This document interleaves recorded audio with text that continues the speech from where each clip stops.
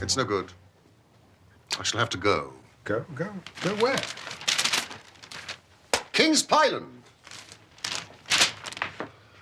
Last evening, Inspector Gregory of the Devonshire Constabulary arrested well-known racing personality Fitzroy Simpson and charged him with the murder of trainer John Straker.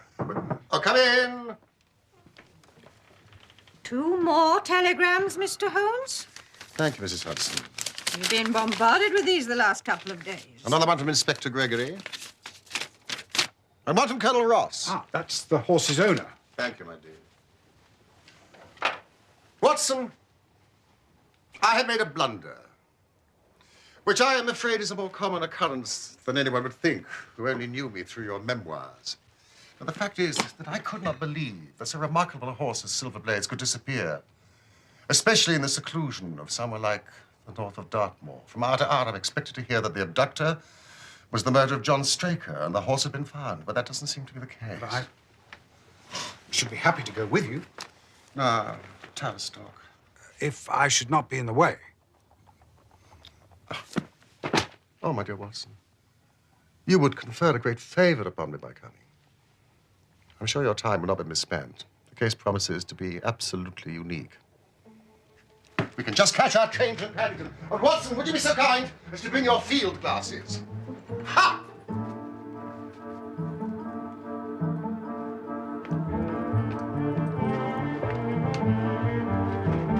Mrs. Hudson, we're off to Dartmoor!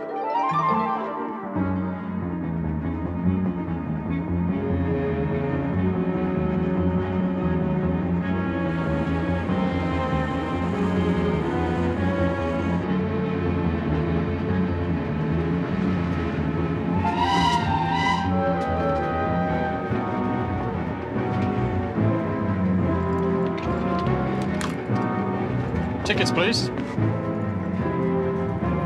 Thank you, Inspector. Thank you.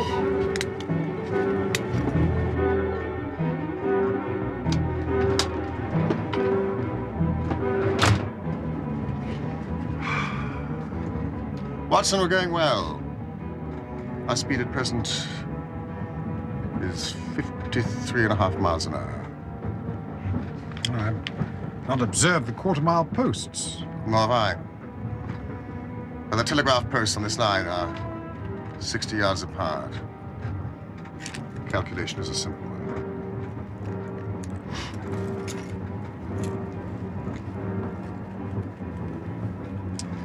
Has that remarkably colored sporting paper anything to say on the subject of our horse? What? Oh. Yes. Yes.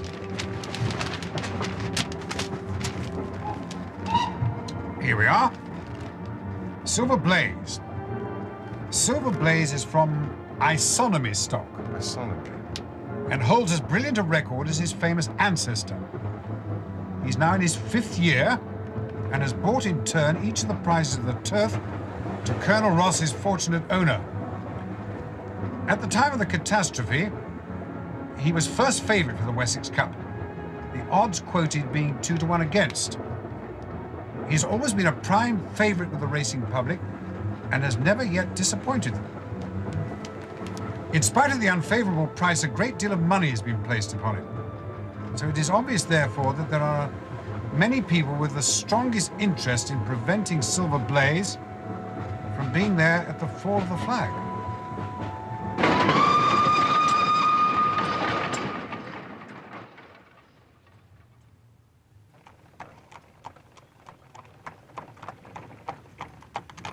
All right, Baines, will you stop here, please, because this is rather a good view.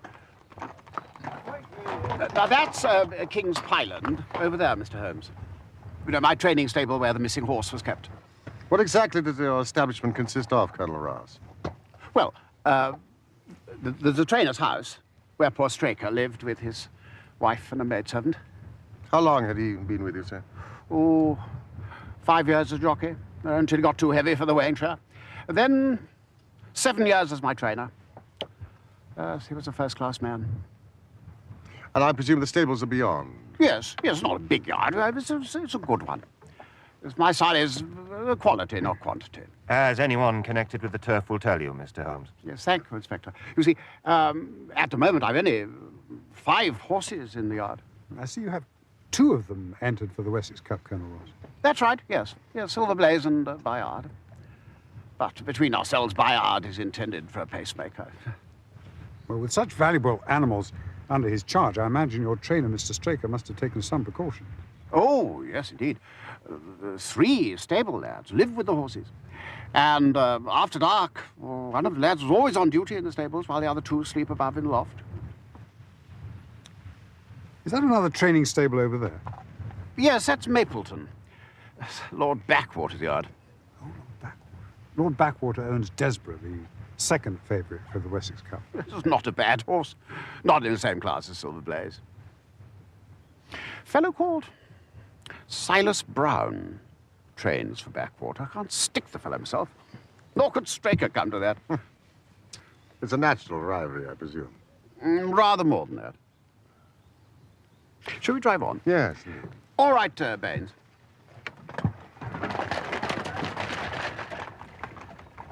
Inspector Gregory, are there any further developments as to the whereabouts of the horse? Nothing at all.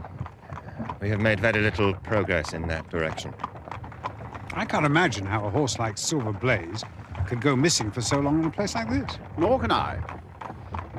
I must tell you, Mr. Holmes, that at first I was not at all taken with Inspector Gregory's suggestion that you should be asked to come down here. Because I don't like amateurs, you see.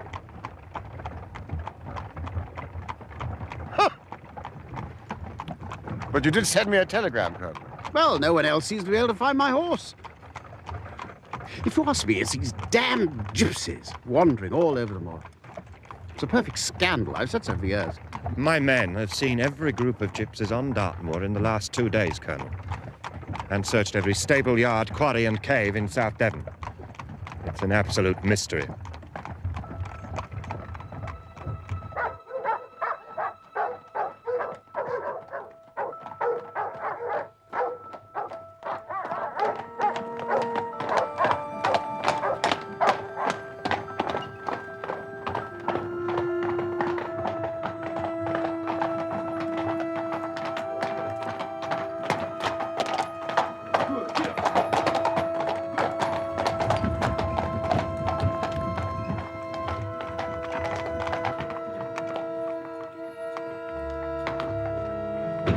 I expect a miracle from you, Mr. Holmes.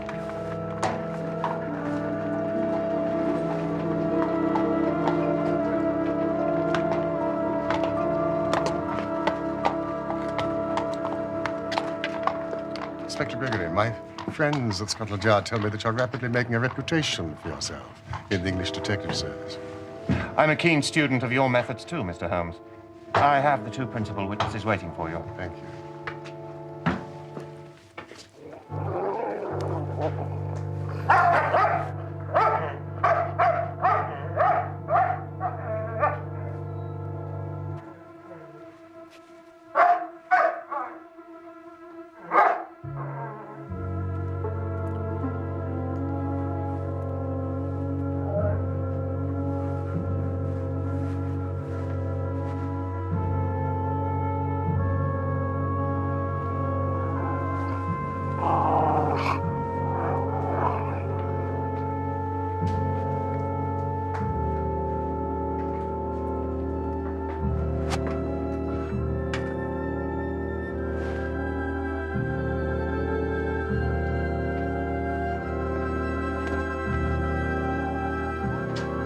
Here, Mr. Holmes.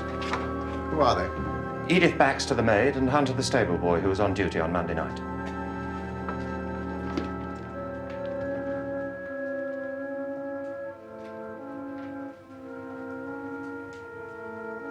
It was just a few minutes after 9 o'clock, sir. I was carrying Mr. Hunter's supper across from the house. But Miss Baxter, what did the supper consist of? It was a dish of curried mutton, sir.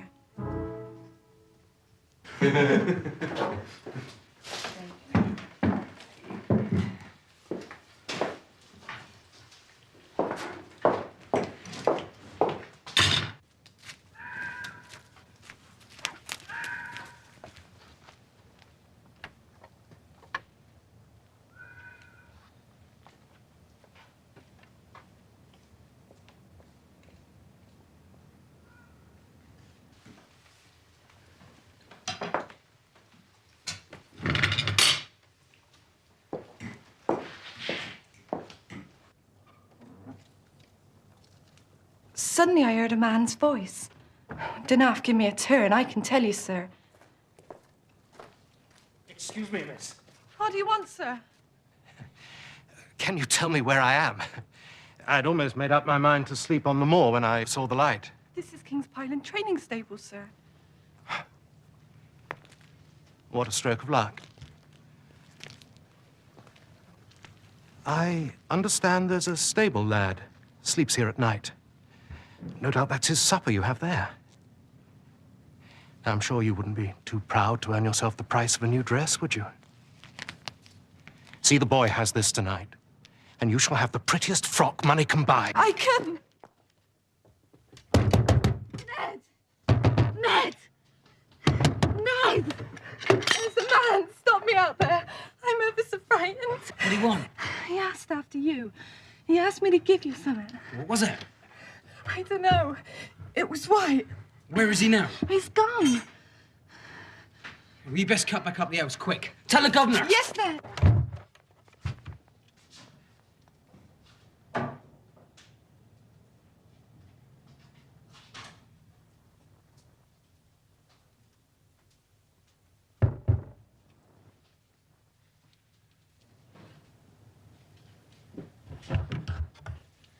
Good evening. I want a word with you. What business have you here? It's a business that may put something in your pocket, my lad. Now, you've 2 horses entered in the Wessex Cup, Silver Blaze and Bayard. Let me have the straight tip and you won't be the loser.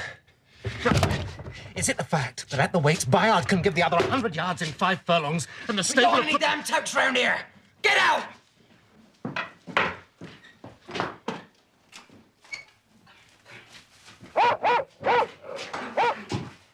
Otter him, boy! Otter him! The governor and the others came down soon enough. We found neither sight nor sound of the man. One moment. When you let the dog out, did you leave the door open behind you? Oh, excellent, Watson, excellent. It's just the point I was going to make. I locked the door behind me, sir. I swear it. Good lad.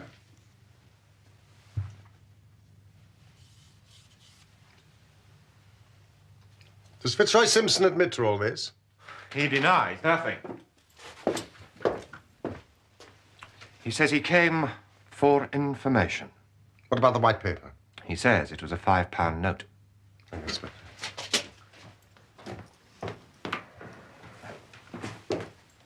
What happened next? Well, sir, it was about dawn when the mistress came into my bedroom and told me to come with her. Well, when she woke, she'd found Mr. Straker's bed empty.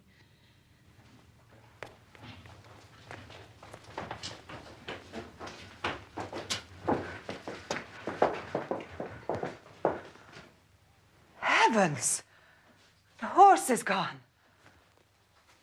And the bridle.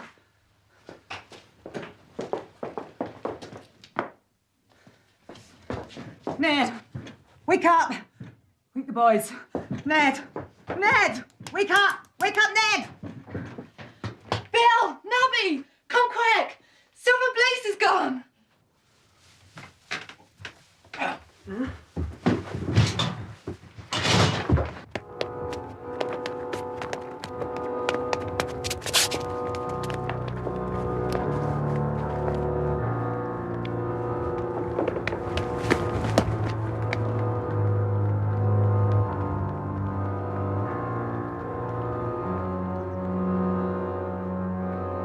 Over here!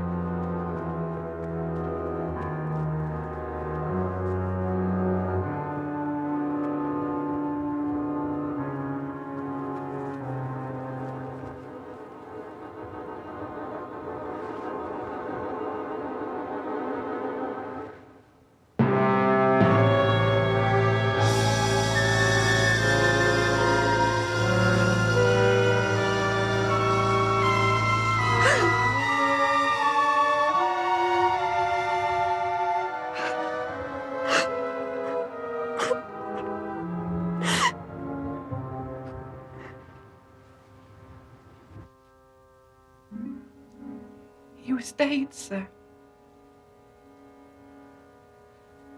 His head was all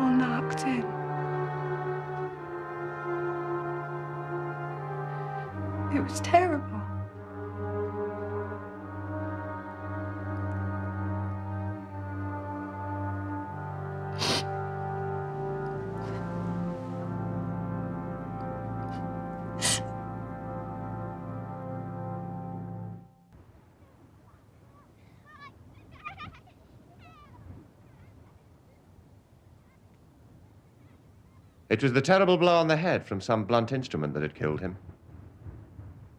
It was clear that he had defended himself most vigorously. The blood-stained knife. As to the wound on the thigh, who can tell? Well, it is possible that the wound on the thigh could have been caused as Straker fell. The lad here was drugged. Appreciable quantities of powdered opium were found in his curry. Did all the household eat the same dish? Yes, sir. I made it myself and served it. This black and red scarf. The gentleman was wearing that scarf when he talked to me. I'd swear that on the Bible, sir. Thank you, Watson. Thank you.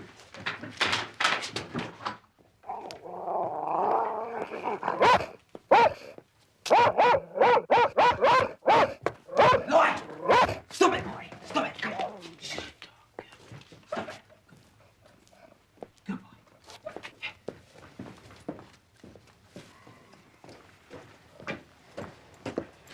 My theory is that Simpson was under some strong obligation to nobble or otherwise incapacitate this horse so that he would be unable to run in the Wessex Cup.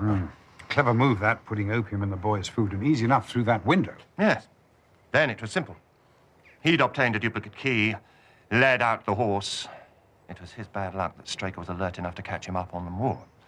In the struggle, the horse bolted. There's no proof that Simpson killed Straker, actually.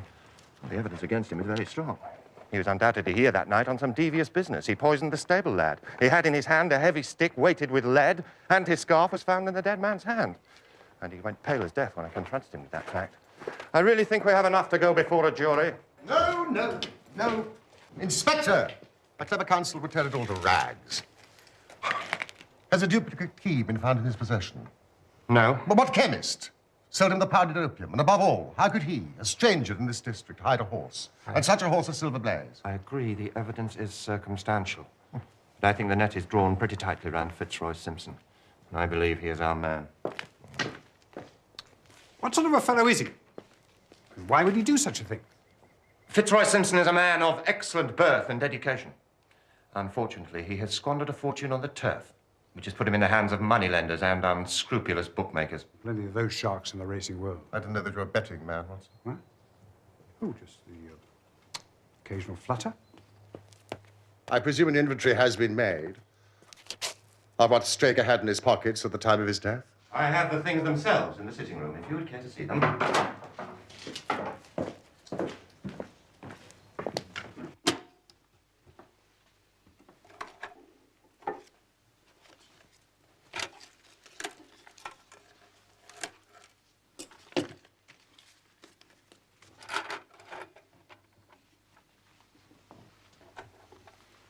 Vice and Co-London.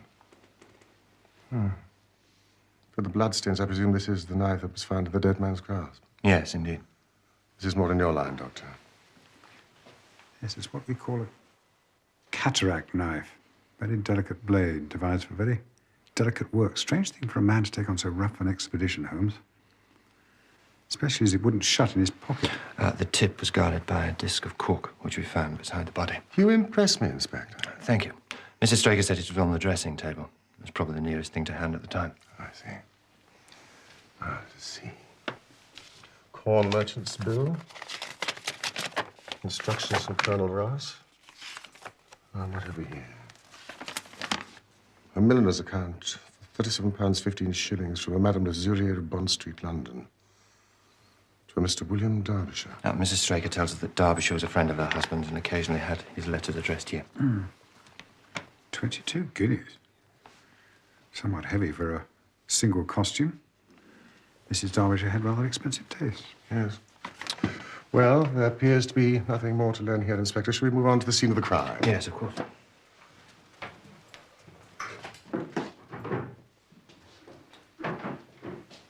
After you.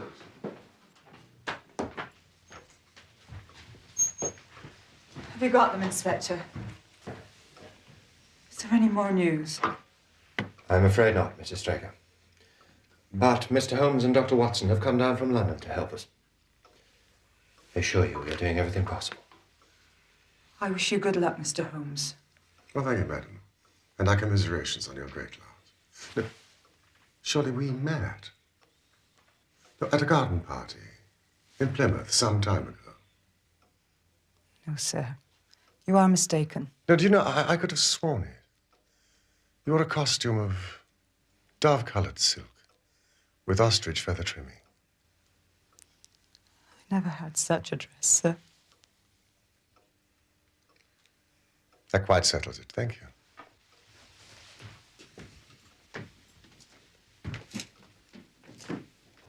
That is the bush where the coat was hanging. What was the weather like? Oh, calm. Bit of rain about. And the coat was not blown against the bush, but placed there. Oh, Yes, it was placed there. Inspector. No, no, no. So many people have trampled around this land. There have been many people here. That piece of matting has been placed there, and we have all stood upon that. Not the general public. I have in this bag one of the boots John Straker wore, one of Fitzroy Simpson's shoes, and a cast horseshoe of Silver Blaze. Thank you, Inspector.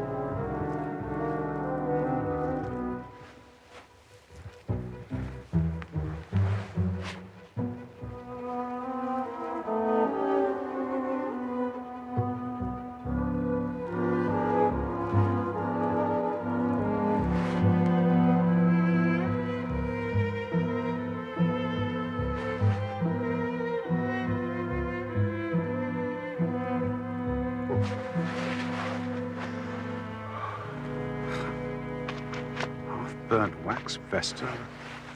Candlelit. Cannot understand how I came to overlook them. Oh, they were invisible, buried in the mud. I only saw them because I was looking for them. What? You expected to find them? I thought it not unlikely. I'm afraid there are no more tracks. I've examined the ground for 100 yards in every direction. What a pleasant evening. I think I'll take a walk, stretch my legs. Watson? Yes, indeed. I'll take this for lark. I have some work to do in the house. Then Colonel Ross is coming to take us back to Tavistock. Evening, Constable.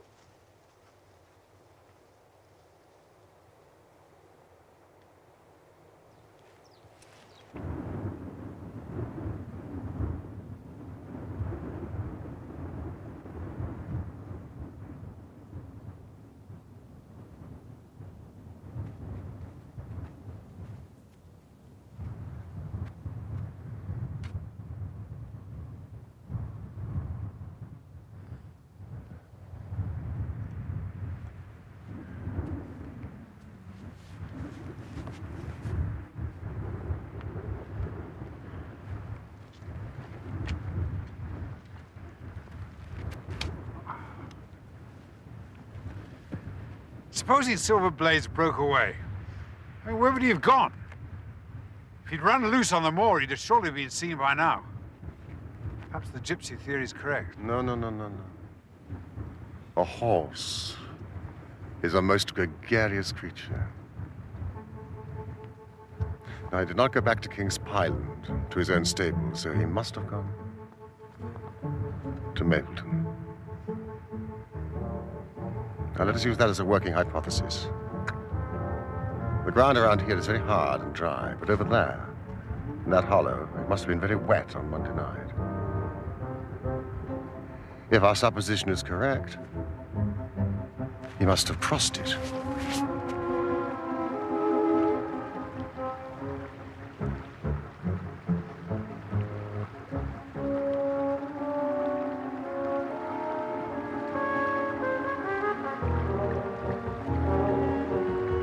Watson!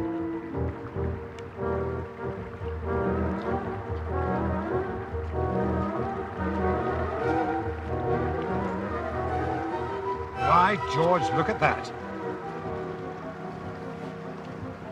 You see, the value of imagination is the one quality which Inspector Gregory lacks. We imagined what might have happened, acted upon the supposition, and find ourselves justified. Let us proceed.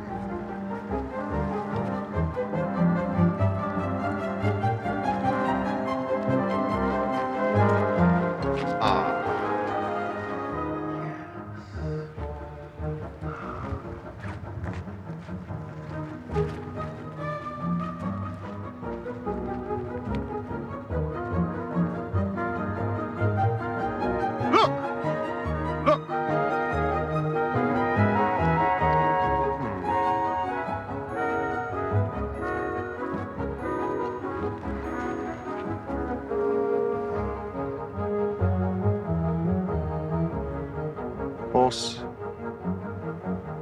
and man turned.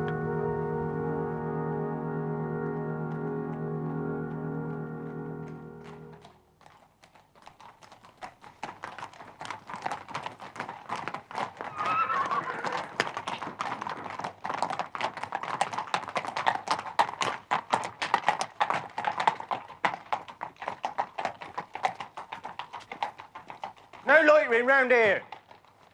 Haven't you got eyes in your head? I only wanted to ask you a question. Should I be too early to see Mr. Silas Brown if I was to call around here at 5:30 tomorrow morning? I shouldn't be speaking to you by rights.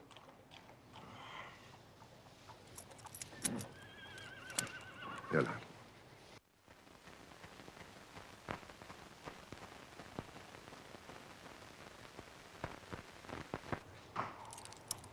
Mr. Brown's the early bird round here, all right?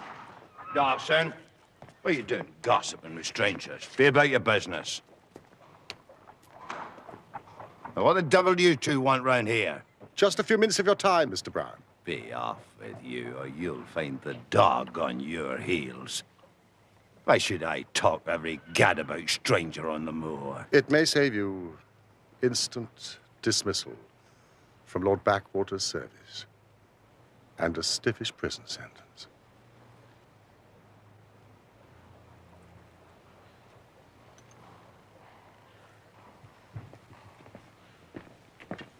Keep guard.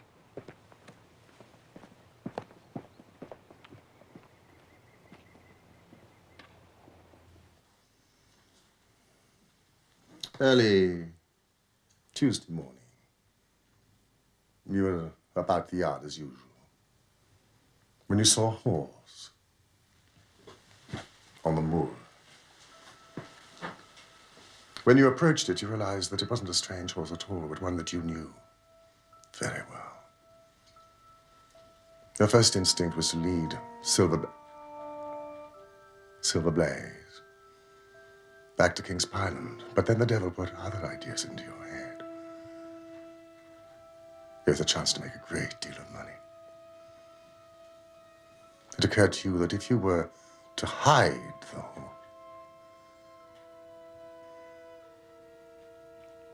You've been watching me, haven't you? You've been spying on me, son.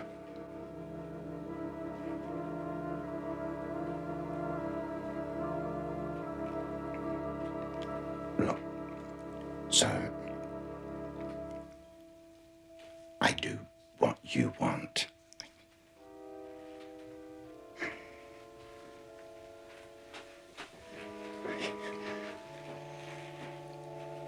If it's money you want, you shall have it.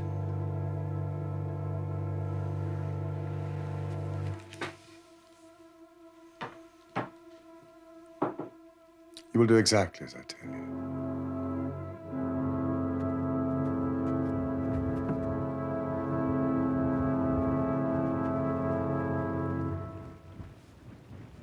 A more perfect compound of the bully, coward, and sneak than Master Silas Brown I've seldom met with. He has the horse, then? Of course. But his stables have been searched. An old faker like him knows many a dodge. Watson, I don't know whether you observed, but Colonel Ross's manner to me has been somewhat cavalier. I'm inclined to have a little amusement at his expense. Say nothing to him about the horse. I shall say nothing without your permission. Splendid. We have found traces which show that a party of gypsies encamped on Monday night within a mile of where the murder took place. Fitzroy Simpson may well have an understanding with them over hiding the horse. Nevertheless, I think I owe it to the public to remove Silver Blaze's name for the entrance for the cup. No, certainly not. Colonel, I should let the name stand. But I've already withdrawn buyout. But I have every hope that Silver Blaze will start on Saturday. Have your jockey in readiness. I'm very glad to have your opinion, sir. That is a minor point, of course, compared with the question of who killed John Straker. Doubtless you will be devoting yourself to that problem. On the contrary, Dr. Watson and I are taking the night express to London. We've had the most charming little breath of your country air. So you've despaired already of arresting the murderer of poor John Straker? There are certain grave difficulties. Do you have a photograph of Straker? Thank you, Inspector. I am quite ready now for Tavistock. Linger. I must say I'm rather disappointed in our London consultant. I don't see that we're any further than when he came. But at least you have his assurance, Colonel, that your horse will run. Oh, yes, I have his assurance. I should prefer to have the horse. I think you should heed Mr. Holmes' advice, Colonel. Well, I shall have to see.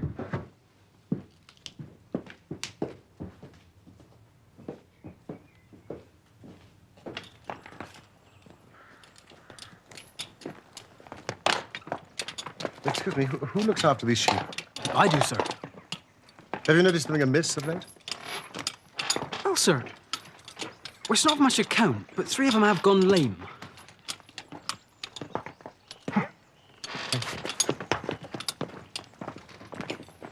A long shot, Watson. A very long shot. After you. Inspector, I'd like to recommend to you the singular epidemic among the sheep. You really consider that to be important? Exceedingly so. All right, Baines.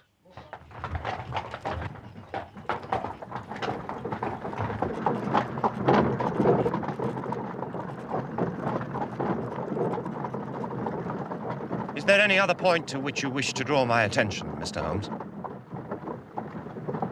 To the curious incident of the dog in the nighttime. But the dog did nothing in the nighttime.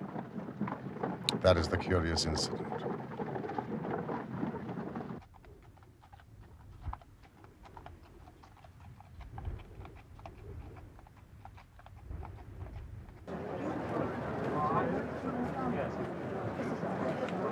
Yes.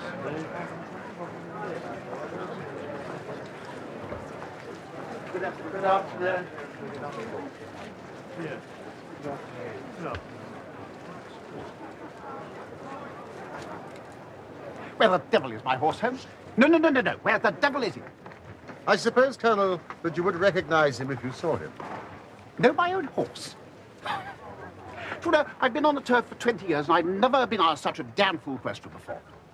I tried to know Silver Blaze, with a white star on his forehead and mottled hind leg. I suppose you realize that if my horse doesn't run, then quite apart from being lynched by the crowd, I shall be up before the stewards. Probably warned off every racecourse in England for life. Reputation ruined. Ah, let us hope it does not come to that, Colonel. Here's Dr. Watson.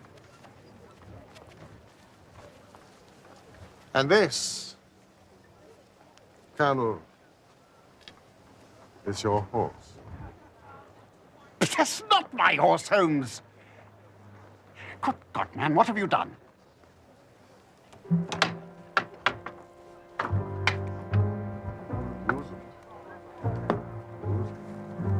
Thank you.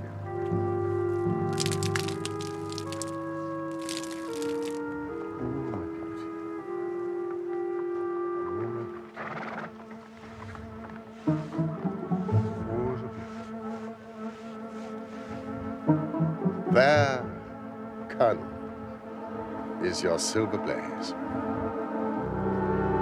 I found him in the hands of a faker and brought him to the course just as he was. Good heavens.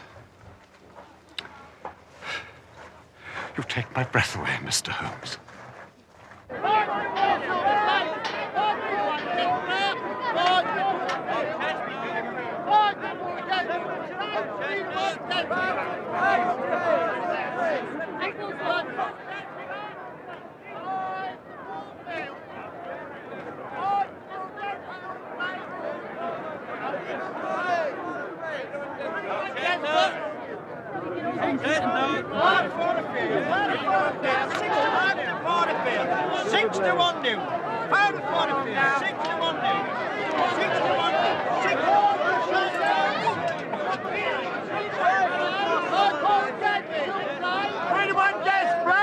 Silver Blaze.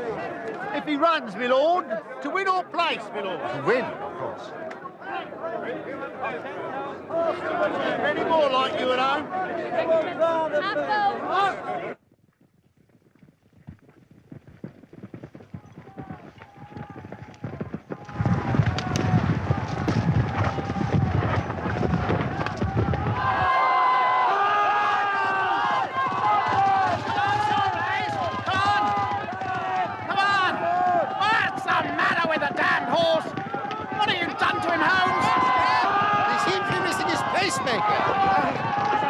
Withdrawn, Bayard. Wait a minute.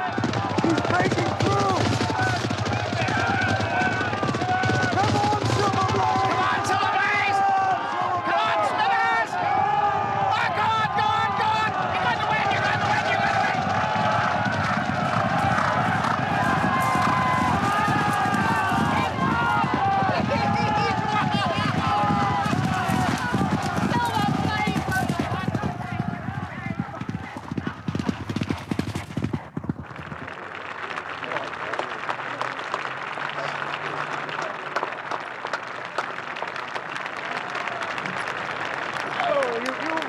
Wonders, Mr. Holmes, and I owe you 1,000 apologies for having doubted your ability.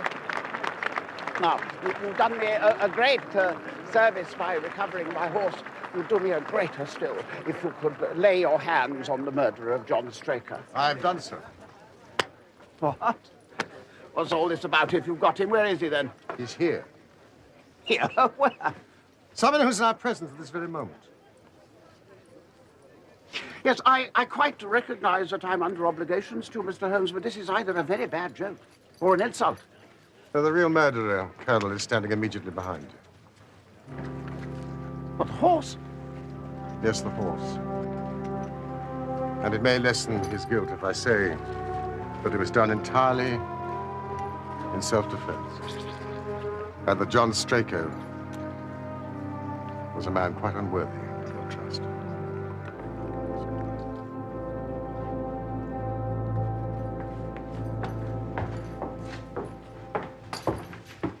Number 4, sir. Winner.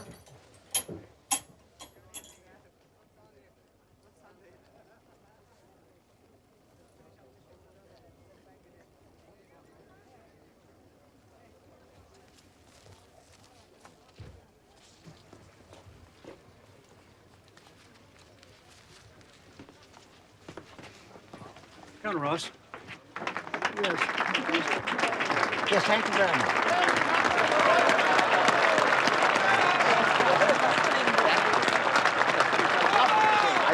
I had it last year. You remember? Yes, very nice.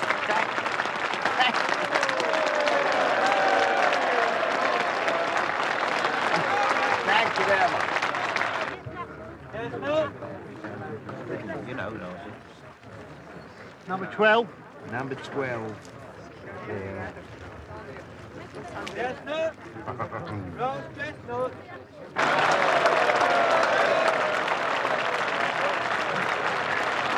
Very proud of it. Very proud. Thank you very much. Thank you.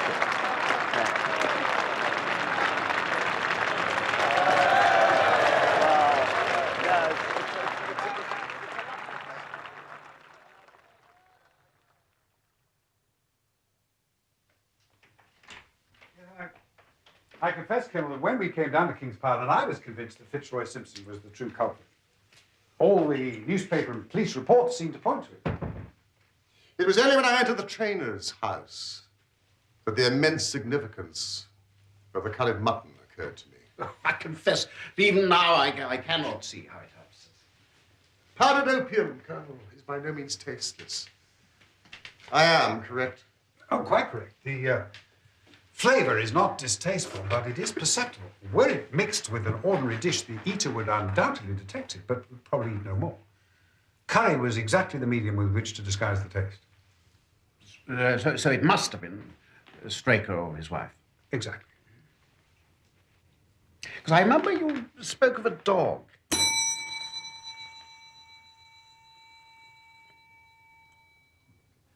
Yes, the dog that didn't bark in the night. Well, someone had been into the stable and taken out the horse, and the dog had not barked. So obviously this midnight visitor was someone the dog knew well. I was already convinced that it was Straker. But for what purpose should he take out the horse and drug his own stable boy? A dishonest one, obviously. There have been cases before now where trainers have made great sums of money by laying against their own horses and then preventing them from winning. Well, sometimes you get a pulling jockey, I will say that. And sometimes by surer and more subtle means. This singular knife, which was found in the dead man's hand, and which no sane man would use as a weapon, right, Doctor? Yes, only used in the most delicate operations. It was used for a very delicate operation, that knife. Excuse me.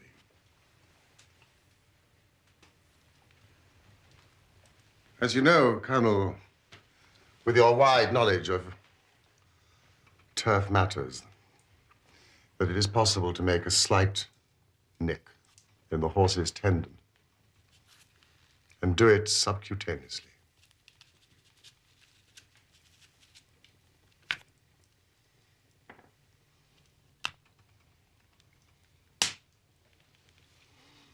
Any slight lameness will be put down to a strain in training or bruise, never foul play.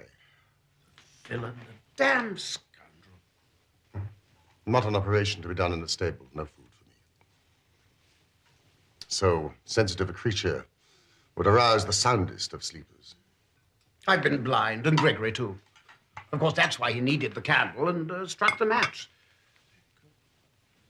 When I examined Straker's belongings, I was fortunate to discover not only the method of the crime, but also the motive. Most men do not carry other people's bills in their pockets. From this, I concluded that Straker was leading a double life. The nature of the bill shows that there was a woman in the case, and a woman of expensive tastes. Liberal though you are with your servants, I'm sure they're not able to afford 22 guinea walking dresses for their ladies. Mrs. Straker never had one by her own admission.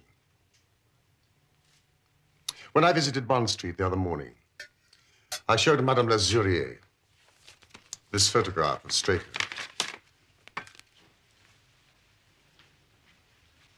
She recognized him as an extremely good customer called William Derbyshire,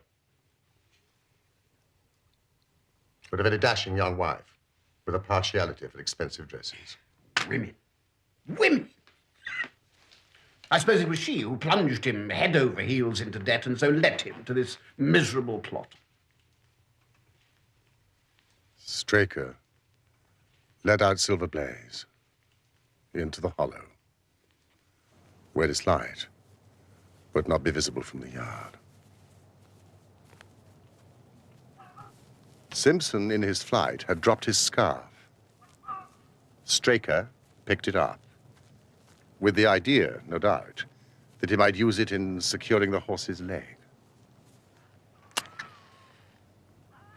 Straker was able to light his candle, but just as he had the knife ready, the horse lashed out and caught him a fatal blow on the forehead.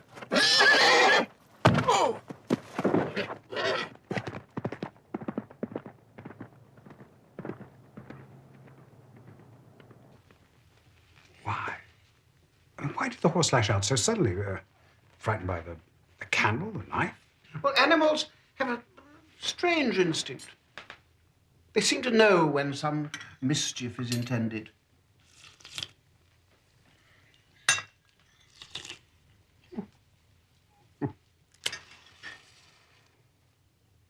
My final shot, I must confess, was a long one. It struck me that such an astute man as Straker would not undertake this tender nicking without a little practice. The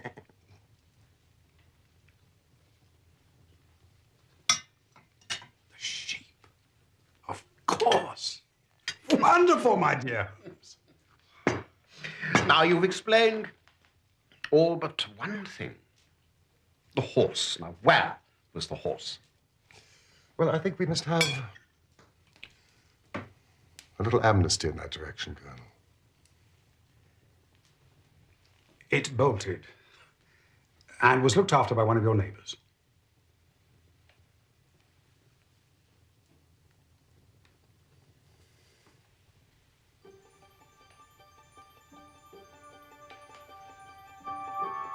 Gentlemen, I give you a toast to Silver Blaze, coupled with the names of my friends, Mr. Sherlock Holmes and Dr. Watson.